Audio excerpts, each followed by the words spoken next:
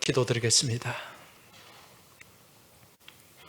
하나님 아버지, 이 시간 예배를 사모하여 주님 앞에 나왔습니다. 주님, 저희가 드리는 이 예배가 살아있는 예배, 하나님을 기쁘시게 하는 영적 예배가 되게 하여 주시옵소서. 이 예배를 사모하여 발걸음을 내디딜 힘도 없지만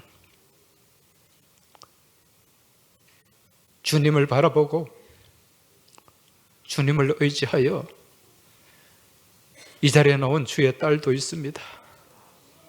주님, 만져주옵소서. 말씀으로 역사하여 주옵소서. 하나님 말씀이 선포될 때 주님의 능력이 임하게 될 줄 믿습니다. 이 시간 말씀을 듣습니다. 성령님께서 임재하여 주셔서 살아계신 하나님 말씀만 선포되게 하여 주시옵소서. 우리 주님 예수 그리스도 이름으로 기도하옵나이다. 아멘.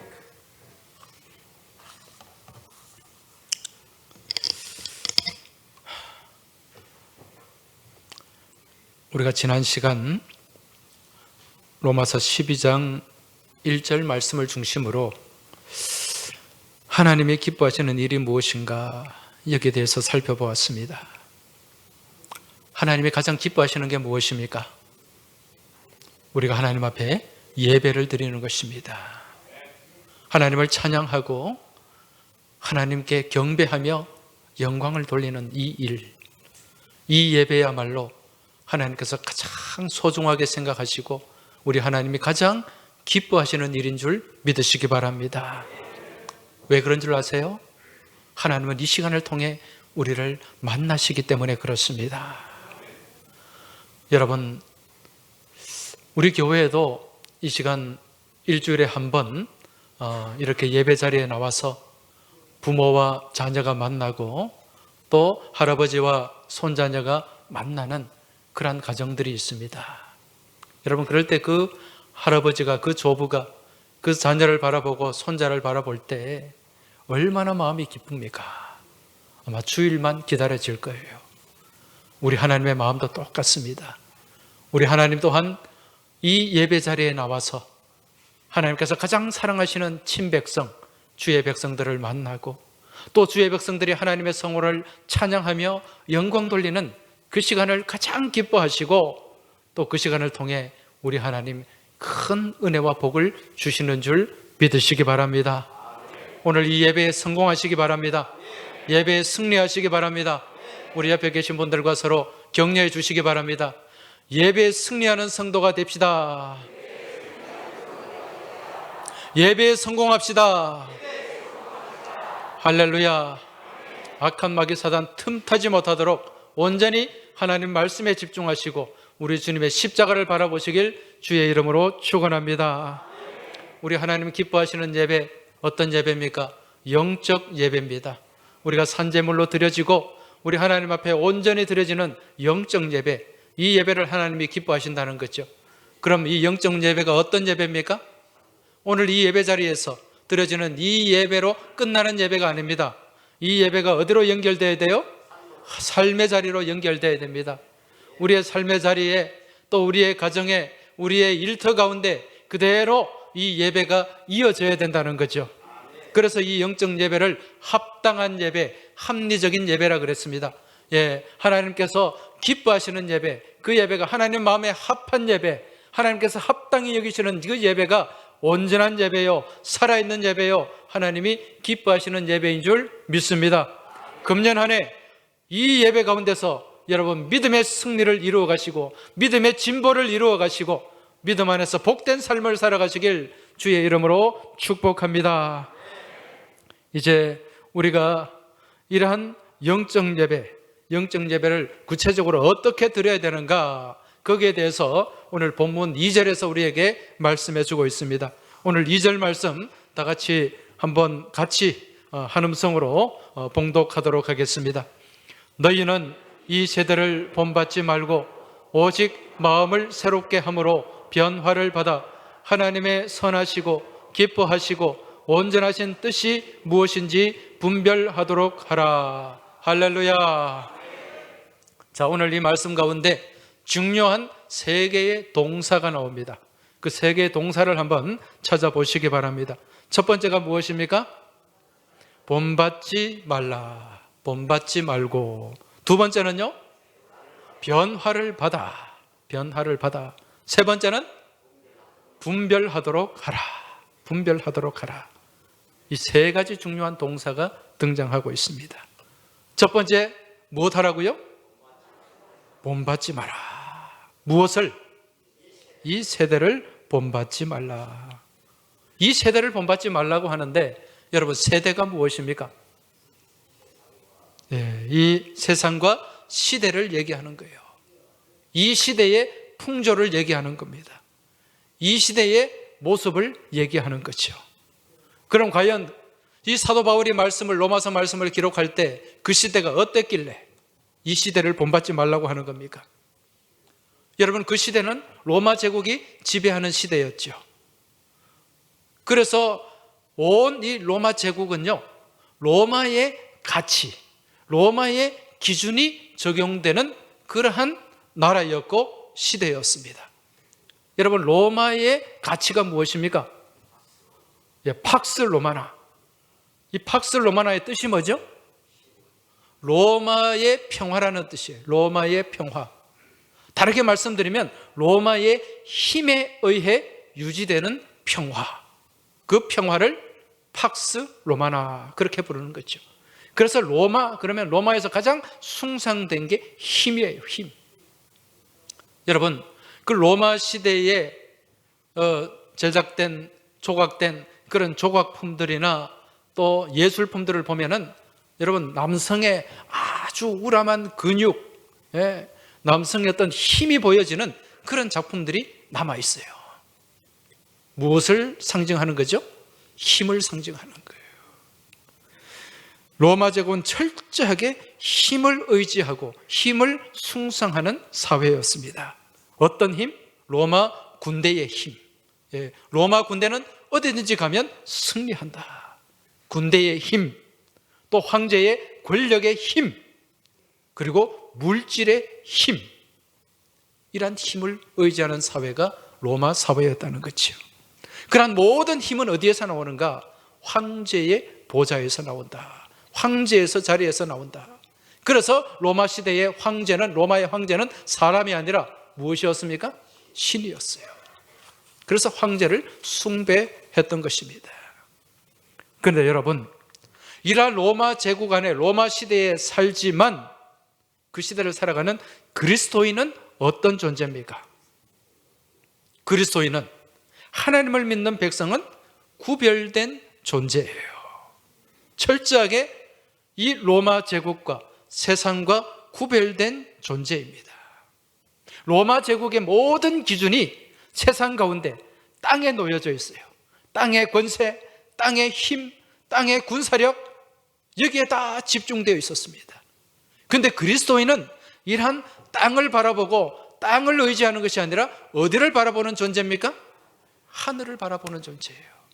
위의 것을 바라보는 존재죠.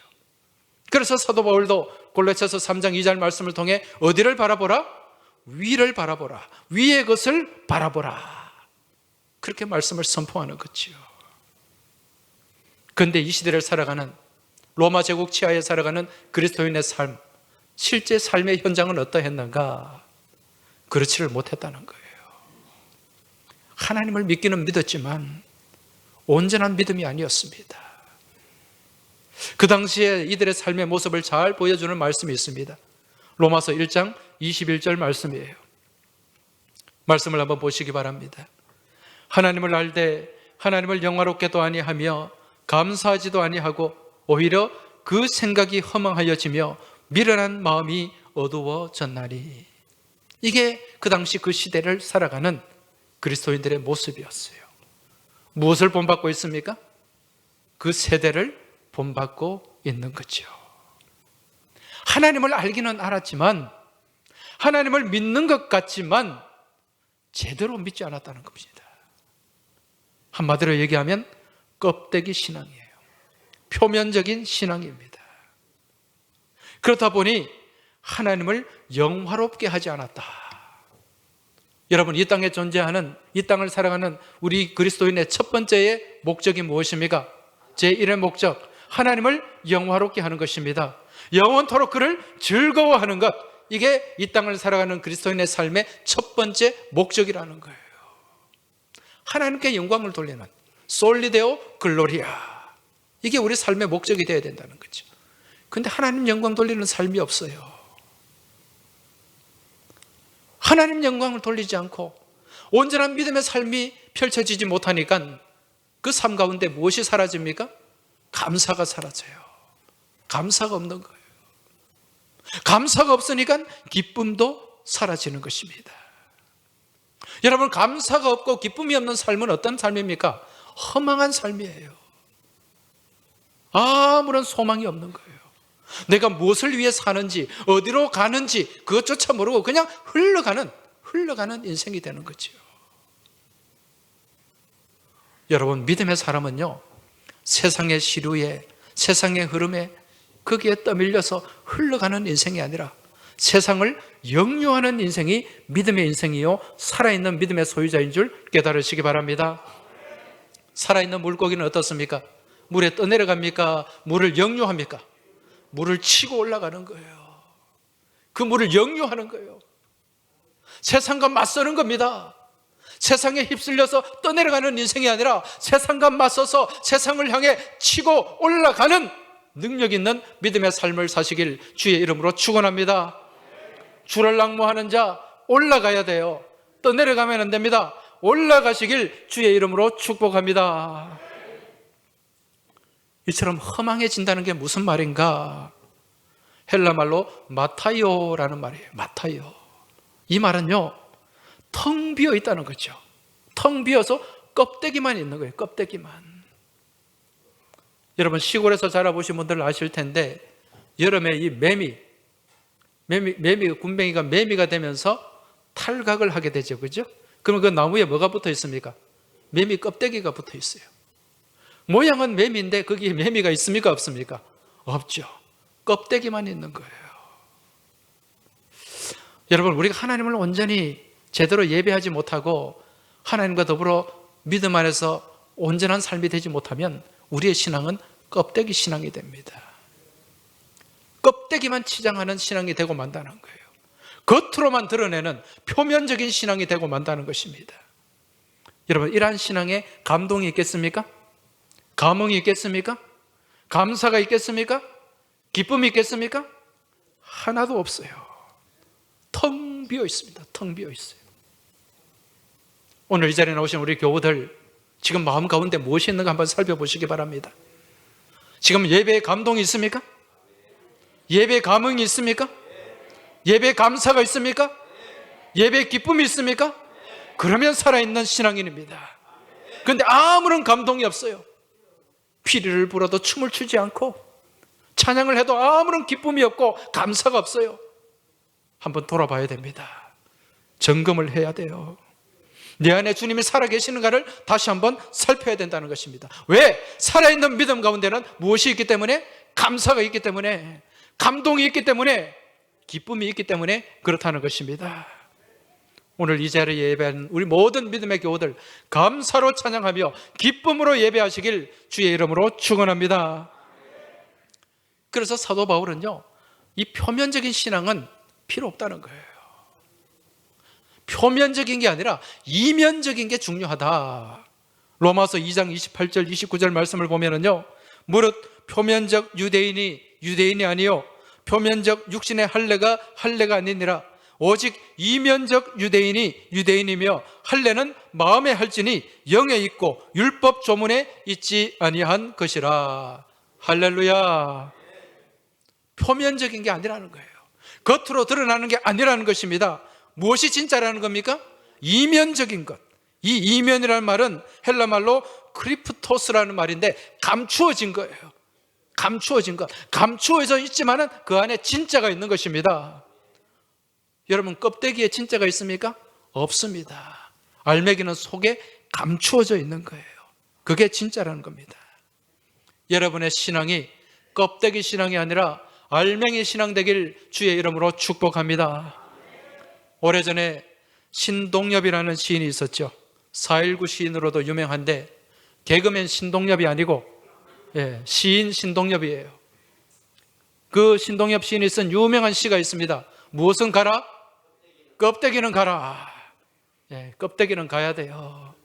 그 시를 보면은 겉으로 보이는 것이 휘둘리지 말아야 된다는 거예요. 그 내면의 본질을 볼 줄 알아야 된다. 여러분, 껍데기 신앙은 다 던져버리시기 바랍니다. 우리 한번 외치겠습니다. 껍데기는 가라. 껍데기 신앙은 던져버립시다. 할렐루야. 우리 안에 알맹이가 충만해야 돼요. 무슨 알맹이? 복음의 알맹이가 우리 안에 있어야 된다는 것입니다. 바라기는 이 자리에 계신 우리 모든 믿음의 교우들의 믿음의 삶이 알맹이 신앙이 되길 주의 이름으로 축원합니다. 이게 이 세대를 본받지 않고 우리가 정말 하나님 말씀 안에 온전히 나아갈 때 우리가 소유할 수 있는 믿음의 모습이라는 것이죠. 자, 첫 번째, 본받지 마라. 껍데기를 본받지 말고 세상을 본받지 말라는 거예요.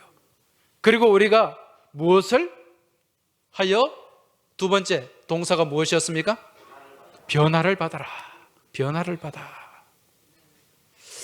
여러분, 우리가 신앙생활을 하는 데 있어서 중요한 지향점, 목표가 있어요. 그게 뭡니까? 변화가 되는 겁니다. 예수 믿고 우리의 믿음의 삶이 바뀌어야 돼요. 우리의 삶의 모습이 바뀌어야 됩니다. 여러분, 옛날에 그 비누, 옛날 비누 중에 아직도 그대로네라는 비누 기억이 나세요? 그 비누의 이름이 뭐였죠? 아무도 기억을 못해요? B로 시작돼요. B. 비놀리아. 맞아요. 비놀리아. 이거 알면 이제 연식이 오래되고 살 만큼 살았다는 거예요. 비놀리아 기억나세요? 그거 쓰면서 보고 아직도 그대로네. 써도 이게 안 달아. 우리 경상도 말로 안 까봐져. 그런데 우리 믿음의 삶이 10년, 20년 믿음의 생활을 했는데 비놀리아 신앙이 되면 안 됩니다. 아직도 그대로네. 됩니까? 안 됩니까? 안 돼요. 우리 안에 무엇이 일어나야 된다? 변화가 일어나야 됩니다. 여러분, 주님을 제대로 만나면 변화가 됩니까? 안 됩니까? 됩니다. 주 예수 내 맘에 들어와 계신 후 변하여 새 사람 되고. 들어가세요. 오늘은 여기까지 미안해요. 시간이 없어. 여러분, 변화가 돼야 돼요. 여러분, 사람이 변화가 되면 무엇에서 벗어나게 됩니까? 악한 구습에서 벗어나게 됩니다. 주님을 만나기 전에는 내 생각대로, 내 고집대로, 내 마음대로, 내 하고 싶은 대로 삶을 살았어요. 그런데 주님을 만나고 주님이 내 안에 계시면 주님을 인정하게 되고, 주님을 고백하게 되고, 주님을 찬양하게 되고, 주님을 사랑하게 되고, 주님께 감사하게 되는 줄 믿으시기 바랍니다. 여러분, 내 안에 감사가 많아지고 하나님을 향한 말씀 안에서 찬양 가운데 기쁨이 많아지면 내가 지금 변화되고 있는 중입니다. 그런데 아무런 감동이 없어요. 감화가 없어요. 예배당에 나와서 예배 드려도 아무런 기쁨이 없어요. 여러분, 이건 뭐냐? 변질되는 거예요. 우리는 변화가 돼야 됩니까? 변질이 돼야 됩니까? 변화돼야 돼요. 예수 믿는 사람은 변질되면 안 됩니다. 여러분, 변질이 되게 되면은 찬양하는 입술에서 비방이 나와요. 변질이 되게 되면 감사하는 입술에서 원망과 불평이 나오게 된다는 겁니다. 여러분, 우리 옆에 계신 분들에게 좀 말씀해 주세요. 우리 변질되지 맙시다. 변화되는 삶을 삽시다. 이게 우리 주님의 기쁨이 되는 것입니다. 자, 우리 안에 변화가 일어나려면 여러분, 조건이 있어요. 무엇이 새로워져야 된다? 말씀에 나오잖아요. 무엇이 새로워져야 돼요? 마음이 새로워져야 돼요. 오직 마음을 새롭게 함으로 마음이 새로워져야 돼요. 그러면 변화를 받을 수 있다는 거죠. 마음이 새로워져야 됩니다. 여러분, 이 마음이라는 게 무엇입니까? 마음. 우리 다 마음을 갖고 있잖아요. 이 마음이라는 게 그 어원을 찾아보니까요, 이게 맞다의 명사형이 맞음. 이게 변형이 돼서 시간이 지나면서 마음이 된 거예요. 맞다. 이게 무슨 뜻입니까? 때리는 거. 이거 아니에요. 뭐가 잘 맞다. 옷이 잘 맞다. 서로 간의 마음이 잘 맞다. 그런 의미예요. 여러분, 이 맞다는 것은 누구와 맞다는 겁니까? 하늘과 맞다는 뜻이에요. 그 의미가 하늘과 맞다. 여러분, 오늘 이 마음이라는 단어, 헬라어도 보면 헬라어도 누스라는 단어입니다. 누스. 이 누스라는 단어는 그 어원이 하나님과 사귄다는 뜻이에요. 하나님과 사귄다. 여러분, 잘 사귀려면 무엇이 맞아야 됩니까? 마음이 맞아야 되죠. 남녀 간에도 서로 데이트하고 잘 사귀려면 마음이 맞아야 돼. 마음이 안 맞으면은 뭐가 됩니까? 안 맞으면 로또가 되지.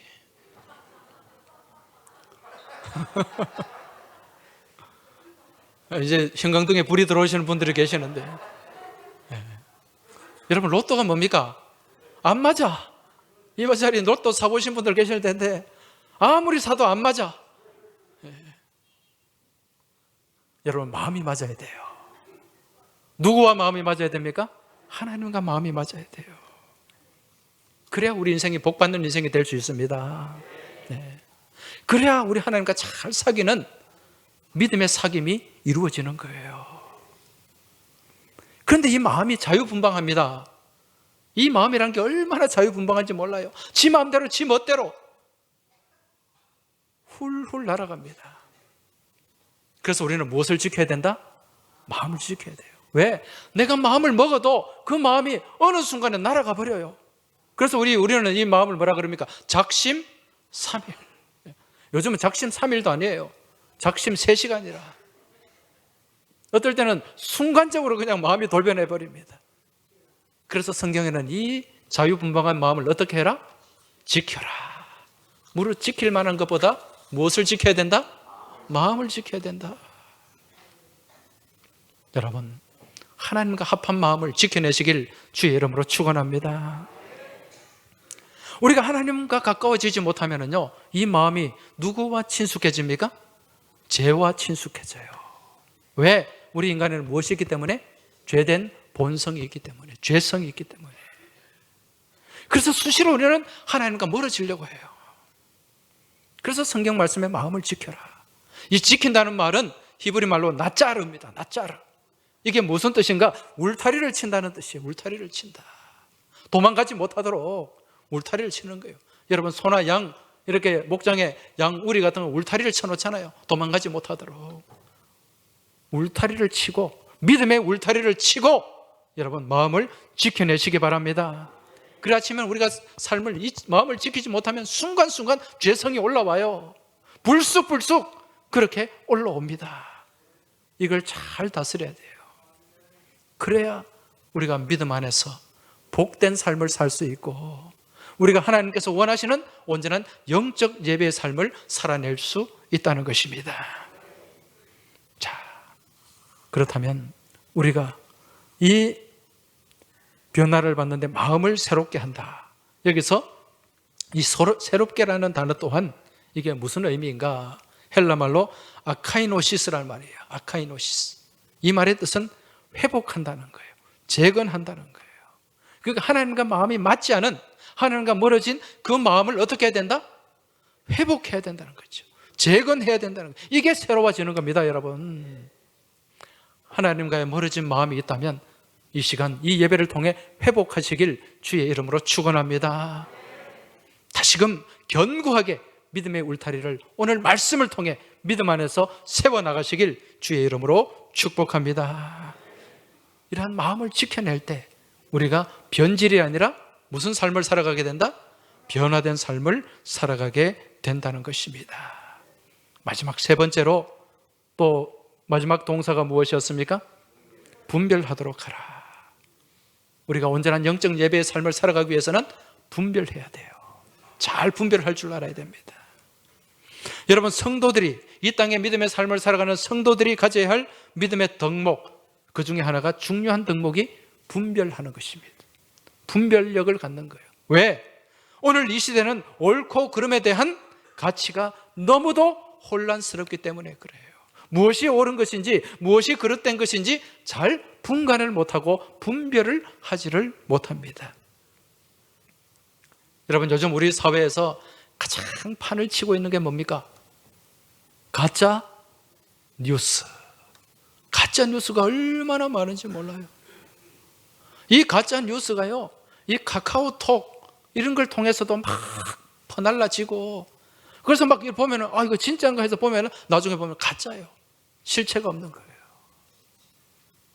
요즘 방송사도 많습니다. 신문사도 많고, 또 유튜브 채널도 얼마나 많은지 몰라요.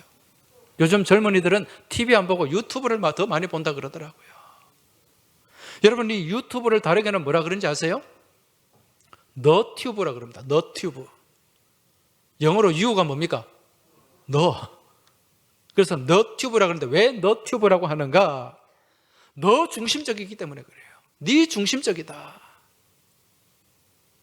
즉 자기 중심적인 방송이라는 거예요. 그래서 유튜브 채널에서 여러분 많은 우리 그런 정보들이 쏟아지잖아요. 그거 잘 분별을 해야 됩니다. 특히 우리 유튜브 채널에 성경 공부도 있고 설교도 있고 예배도 있고 많이 있어요. 그 중에 가만히 보면은 이단들이 하는 것들도 굉장히 많습니다. 그런데 우리 교회 다니는 성도들이 그걸 듣고 있는 거예요. 왜 그렇습니까? 무엇이 없기 때문에? 분별력이 없기 때문에 그래요. 여러분, 이러한 정보의 홍수 시대, 가짜 뉴스가 판을 치는 이 시대를 살아가는 우리들이 반드시 가져야 될 덕목, 그것은 바로 분별력입니다. 분별력을 가져야 된다는 거죠. 특히 우리가 믿음의 삶을 살아감에 있어서 이 분별하는 것은 너무도 굉장히 중요한 거예요. 이 분별력이 없으면은 이게 하나님의 음성인지 마귀의 소리인지 마귀의 유혹인지 구분을 못하고 분간을 못해요. 이게 생명의 길인지 사망의 음침한 골짜기인지 그것도 모르고 막 따라가는 거예요.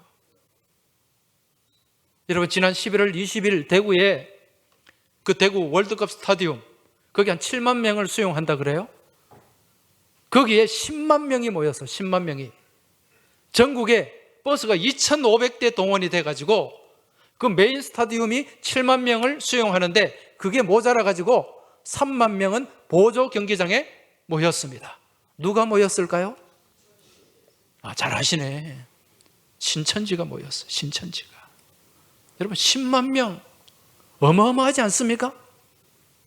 만약에 우리 한국 교회가 우리 총회가 어디 한 장소를 정해놓고 모여라, 그럼 10만 명이 모일 수 있을까요?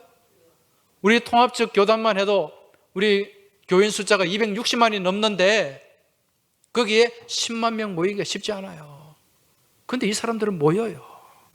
일사불란합니다. 얼마나 순종 잘하는지 몰라요.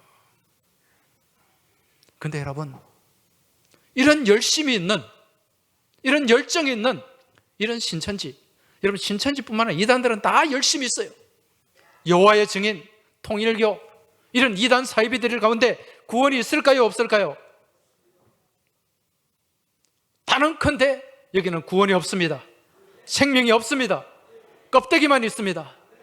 그런데도 왜 이 사람들이 여기에 따라갈까요? 여기에 휩쓸려서 그들이 이끄는 대로 그렇게 따라갈까요? 무엇 때문에? 무엇이 없기 때문에? 분별력이 없기 때문에 그래요. 여러분, 말씀의 바탕이 있는 사람은 들어보면 압니다. 성령의 조명이 있는 사람은 들어보면 다 깨달아요. 그런데 알지 못하는 거예요. 무지몽매하게 그렇게 이끄는 대로 그냥 휩쓸려 가는 것입니다. 분별력이 없기 때문에 그렇다는 거죠. 자, 그렇다면 이러한 분별력은 어떻게 얻을 수 있는가? 여러분, 내가 지금 가는 길이 생명의 길인지 사망의 길인지 분별해야 돼요. 내 인생, 여러분 짧은 인생이잖아요. 시편 90편의 모세가 이 인생 길면 70, 80인데 날아간다고 고백했잖아요. 이 인생이 어디서 와서 어디로 가는지 그것도 모르고 그냥 흘러가는 인생, 어리석은 인생입니다. 무엇을 알지 못하기 때문에? 우리의 인생 길을 알지 못하기 때문에. 그 길을 알려면 분별력이 있어야 돼요. 성령에 비춰주시는 빛이 있어야 됩니다. 여러분, 어두운 가운데서는 보입니까? 안 보입니까? 안 보여요. 그러나 빛이 비치면 보인다 안 보인다? 보인다. 성령의 조명이라는 거예요. 성령의 조명. 여러분, 고린도전서 2장 13절 말씀 한번 보시기 바랍니다. 우리가 이것을 말하거니와 사람의 지혜가 가르친 말로 아니하고 오직 성령께서 가르치신 것으로 하니 영적인 일은 영적인 것으로 분별하느니라. 할렐루야. 영적인 것은 영적으로 분별해야 돼요. 영적인 조명이 있어야 된다는 거죠. 여러분, 이러한 영적인 것을 누가 가르쳐 줍니까? 누가 보게 합니까? 성령님이 보게 하시는 거예요.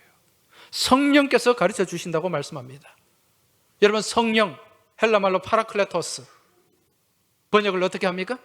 보혜사로 번역을 하고 있습니다. 보혜사. 보혜사라는 말의 뜻이 뭐죠?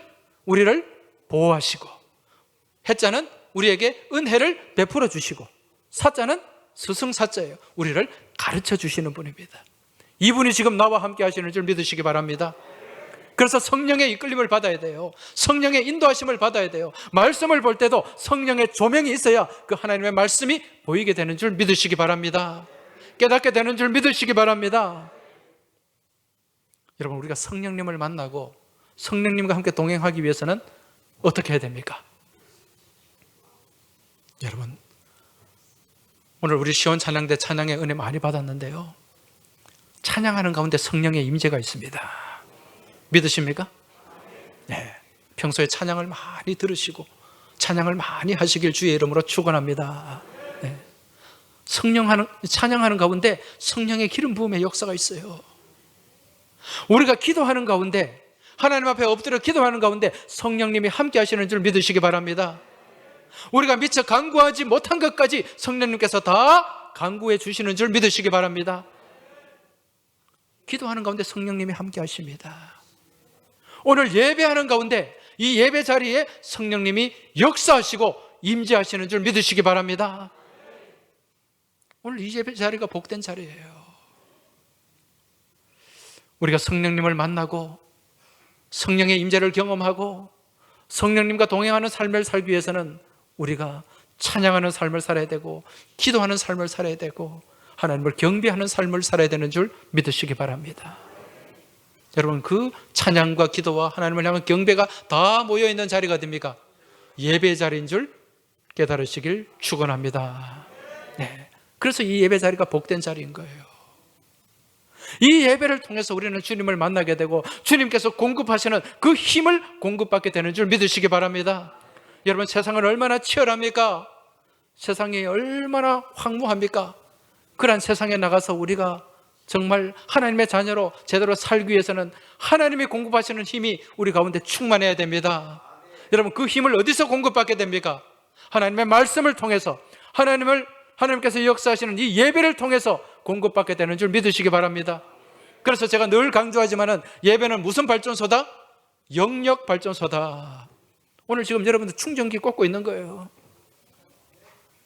하나님께서 공급하시는 그 힘을 우리가 얻기 위해서 오늘 이 자리에 나왔고, 여러분 가득가득 풀로 만땅으로 충전하시길 주의 이름으로 축원합니다.